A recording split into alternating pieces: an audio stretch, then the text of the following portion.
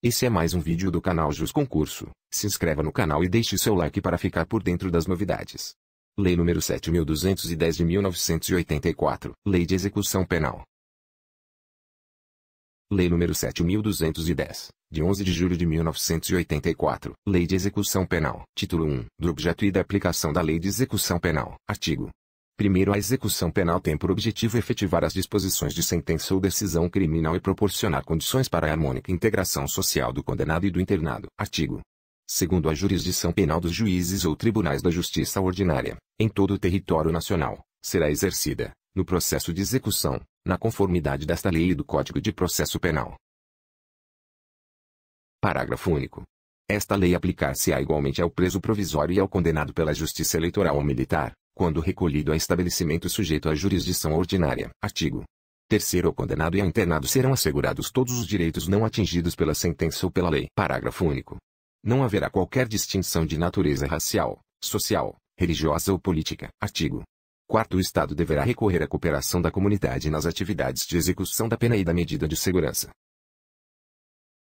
Título 2. Do condenado e do internado. Capítulo 1. Da classificação. Artigo 5º. Os condenados serão classificados, segundo os seus antecedentes e personalidade, para orientar a individualização da execução penal. Artigo 6º. A classificação será feita por comissão técnica de classificação que elaborará o programa individualizador da pena privativa de liberdade adequada ao condenado ou preso provisório. Artigo 7º. A comissão técnica de classificação, existente em cada estabelecimento, será presidida pelo diretor e composta, no mínimo, por 2 chefes de serviço, 1 psiquiatra, 1 psicólogo e 1 assistente social, quando se tratar de condenado à pena privativa de liberdade.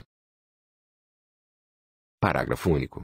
Nos demais casos a comissão atuará junto ao juízo da execução e será integrada por fiscais do serviço social. Artigo 8º. O condenado ao cumprimento de pena privativa de liberdade, em regime fechado, será submetido a exame criminológico para a obtenção dos elementos necessários a uma adequada classificação e com vistas à individualização da execução. Parágrafo único. Ao exame de que trata este artigo poderá ser submetido o condenado ao cumprimento da pena privativa de liberdade em regime semiaberto. Artigo 9º. A comissão, no exame para obtenção de dados reveladores da personalidade, observando a ética profissional e tendo sempre presentes peças ou informações do processo, poderá 1. Entrevistar pessoas, 2. Requisitar, de repartições ou estabelecimentos privados, dados e informações a respeito do condenado, 3. Realizar outras diligências e exames necessários. Artigo 9º. Os condenados por crime praticado, dolosamente, com violência e da natureza grave contra a pessoa, ou por qualquer dos crimes previstos no artigo 1º da Lei nº 8.072, de 25 de julho de 1990, serão submetidos, obrigatoriamente, à identificação do perfil genético, mediante extração de DNA ácido desoxirribonucleico, por técnica adequada e indolor. Parágrafo 1º. A identificação do perfil genético será armazenada em banco de dados sigiloso, conforme regulamento a ser expedido pelo Poder Executivo. Parágrafo 1º. A regulamentação deverá fazer constar garantias mínimas de proteção de dados genéticos, observando as melhores práticas da genética forense. Incluído pela Lei nº 13.964, de 2019. Parágrafo 2º. A autoridade policial, federal ou estadual, poderá requerer ao juiz competente, no caso de inquérito instaurado, o acesso ao banco de dados de identificação de perfil genético. Parágrafo 3º. Deve ser viabilizado ao titular de dados genéticos o acesso aos seus dados constantes nos bancos de perfis genéticos, bem como a todos os documentos da cadeia de custódia que gerou esse dado, de maneira que possa ser contraditado pela defesa. Incluído pela Lei nº 13.964, de 2019. Parágrafo 4º. O condenado pelos crimes previstos no caput deste artigo que não tiver sido submetido à identificação do perfil genético por ocasião do ingresso no estabelecimento prisional deverá ser submetido ao procedimento durante o cumprimento da pena. Incluído pela Lei nº 13.964, de 2019. Parágrafo 8º. Constitui falta grave a recusa do condenado em submeter-se ao procedimento de identificação do perfil genético. Incluído pela Lei nº 13.964, de 2019. Capítulo 2. Da assistência. Seção 1. Disposições gerais. Artigo 10. A assistência ao preso e ao internado é dever do Estado, objetivando prevenir o crime e orientar o retorno à convivência em sociedade. Parágrafo único. A assistência estende-se ao egresso. Artigo 11. A assistência será 1. Material, 2. A saúde, 3. Jurídica, 4. Educacional, 5. Social, 6. Religiosa. Seção 2. Da assistência material. Artigo 12. A assistência material ao preso e ao internado consistirá no fornecimento de alimentação, vestuário e instalações higiênicas. Artigo 13. O estabelecimento disporá de instalações e serviços que atendam aos presos nas suas necessidades pessoais, além de locais destinados à venda de produtos e objetos permitidos e não fornecidos pela administração. Seção 3. Da assistência à saúde. Artigo 14.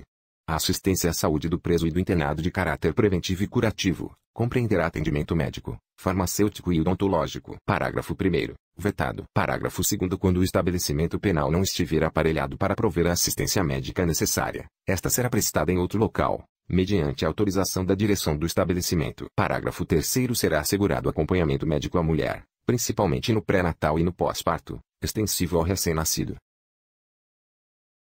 Seção 4. Da assistência jurídica. Artigo 15. A assistência jurídica é destinada aos presos e aos internados sem recursos financeiros para constituir advogado. Artigo 16. As unidades da Federação deverão ter serviços de assistência jurídica, integral e gratuita, pela Defensoria Pública, dentro e fora dos estabelecimentos penais. Parágrafo 1º. As unidades da Federação deverão prestar auxílio estrutural, pessoal e material à Defensoria Pública, no exercício de suas funções, dentro e fora dos estabelecimentos penais. Parágrafo 2º. Em todos os estabelecimentos penais, haverá local apropriado destinado ao atendimento pelo defensor público. Parágrafo 3º. Fora dos estabelecimentos penais, serão implementados núcleos especializados da Defensoria Pública para a prestação de assistência jurídica integral e gratuita aos réus, sentenciados em liberdade, egressos e seus familiares, sem recursos financeiros para constituir advogado. Seção 5. Da assistência educacional. Artigo 17. A assistência educacional compreenderá a instrução escolar e a formação profissional do preso e do internado. Artigo 18. O ensino de primeiro grau será obrigatório, integrando-se no sistema escolar da unidade federativa. Artigo 18-A. O ensino médio, regular ou supletivo, com formação geral ou educação profissional de nível médio, será implantado nos presídios, em obediência ao preceito constitucional de sua universalização.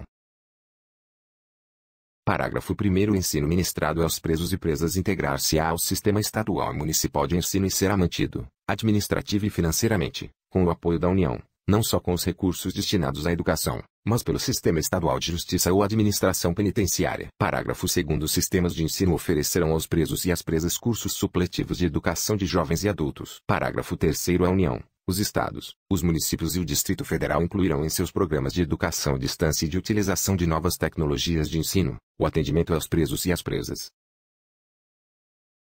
Artigo 19. O ensino profissional será ministrado em nível de iniciação ou de aperfeiçoamento técnico. Parágrafo único. A mulher condenada terá ensino profissional adequado à sua condição. Artigo 20. As atividades educacionais podem ser objeto de convênio com entidades públicas ou particulares, que instalem escolas ou ofereçam cursos especializados. Artigo 21. Em atendimento às condições locais, dotar-se-á cada estabelecimento de uma biblioteca, para uso de todas as categorias de reclusos, provida de livros instrutivos, recreativos e didáticos. Artigo 21-A. O censo penitenciário deverá apurar: 1. O nível de escolaridade dos presos e das presas. 2. Existência de cursos nos níveis fundamental e médio e o número de presos e presas atendidos. 3. A implementação de cursos profissionais em nível de iniciação ou aperfeiçoamento técnico e o número de presos e presas atendidos. 4. A existência de bibliotecas e as condições de seu acervo. 5. Outros dados relevantes para o aprimoramento educacional de presos e presas. Seção 6. Da assistência social. Artigo 22. A assistência social tem por finalidade amparar o preso e o internado e prepará-los para o retorno à liberdade. Artigo 23. Incumbe ao Serviço de Assistência Social: 1. Conhecer os resultados dos diagnósticos ou exames. 2. Relatar, por escrito, ao diretor do estabelecimento, os problemas e as dificuldades enfrentadas pelo assistido. 3. Acompanhar o resultado das permissões de saídas e das saídas temporárias. 4. Promover, no estabelecimento, pelos meios disponíveis, a recreação. 5. Promover a orientação do assistido, na fase final do cumprimento da pena, e do liberando, de modo a facilitar o seu retorno à liberdade. 6. Providenciar a obtenção de documentos, dos benefícios da Previdência Social e do seguro por acidente no trabalho. 7. Orientar e amparar, quando necessário, a família do preso, do internado e da vítima. Seção 7. Da assistência religiosa. Artigo 24. A assistência religiosa, com liberdade de culto, será prestada aos presos e aos internados, permitindo-se-lhes a participação nos serviços organizados no estabelecimento penal, bem como a posse de livros de instrução religiosa. Parágrafo 1º. No estabelecimento haverá local apropriado para os cultos religiosos. Parágrafo 2º. Nenhum preso ou internado poderá ser obrigado a participar de atividade religiosa. Seção 8. Da assistência ao egresso. Artigo 25.